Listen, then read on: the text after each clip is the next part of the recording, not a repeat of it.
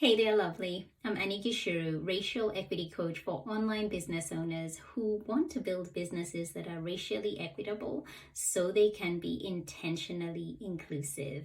Now, today's lesson is all about allyship, but allyship in a very different way than I have spoken about it before. Allyship from a performative perspective, and the mistakes that I am seeing online coaches making when it comes to holding space specifically for people of color. Now, there are 5 mistakes that I've come across over and over again. I want to share them with you because you could be making these mistakes, and we'll talk about what you then can do to rectify these mistakes, what you can do to be in a space where you are not repeatedly making these mistakes.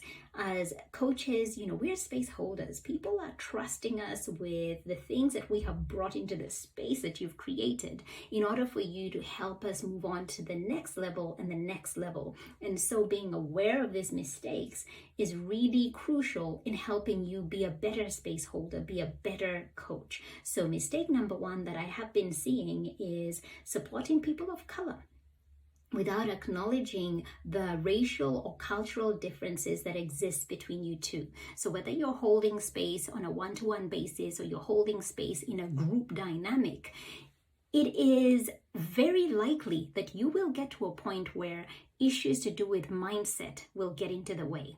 Issues to do with their identity and how they're showing up and how that is getting in the way of how they might progress with what it is that they're supposed to do. Now, that is a space that's going to be really, really difficult for you to hold for them. Number 1, if you haven't acknowledged those differences that exist in the very beginning, so that as they walk into your space, they know that you're somebody who is, number 1, aware of the differences, and number 2, who is not afraid of, who is not shying away from discussing this often thought of as the elephant in the room. So that's a mistake number 1 that I am seeing. Number 2 is not being in continuous learning. So you are a coach in the online space and you're not in continuous learning of inclusion work. This is work that you're dipping in and out, or this is work that you did back in 2020, 2021, and you took that course or you read that book, watched that documentary, you were shocked, you felt something deep inside, and that's as much work as you have done. This is work that you need to be doing on a personal level, and this is work that you need to be doing on an ongoing basis. This is not work that you can dip in and out. And here's the thing, as coaches, we do not have the luxury of not being in continuous learning, especially as space holders. We are holding space for people who have trusted us.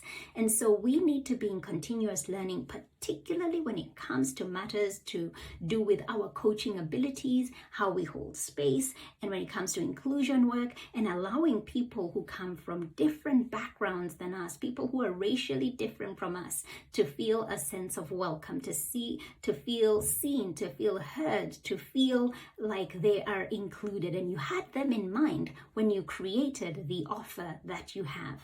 Mistake number 3 that I am seeing is creating spaces that do not feel safe for people of color. Now, I've had conversations where people have often said, women of color have often said, oh, but that's not something I can raise in my group program because they will not understand. So this goes back to, what work are you currently doing as far as inclusion work goes to create safer spaces for people of color?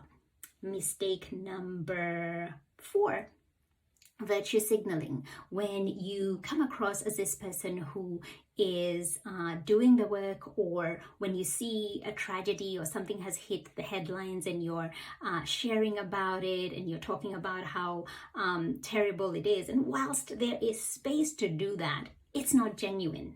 This is not real, because this is not something that affects you in any way, and you're just virtual signaling. You're putting it out there for others to see and perhaps have a certain perception of you. But in real life, when people come into your spaces, that is not translating. They're not feeling those values coming through. And so that is a mistake that's coming, that I am seeing. Number 5, practicing inclusion as a last resort. And a prime example of this is when we see scholarships being offered at the end of a launch, scholarships being offered as, oh, there are only, a couple more spaces left.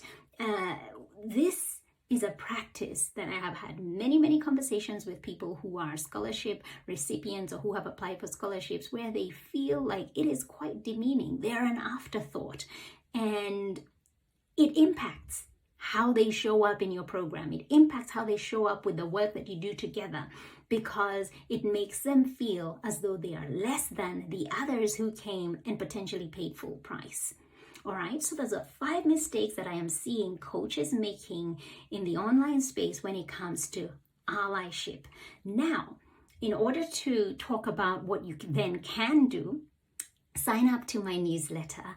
The link is in my bio, or the link is below this video. And in that email, I have I clearly articulate the steps that I've spoken about here. And on there, I share the next steps that you can take to avoid these mistakes that we're seeing, so that you can become a better coach, a more impactful coach, a coach who is really welcoming people who come from racially diverse backgrounds, and cultivating a space where people feel seen, heard, and included. All the details via the link in my bio or in the link below. Thank you so much for your time. Mwah.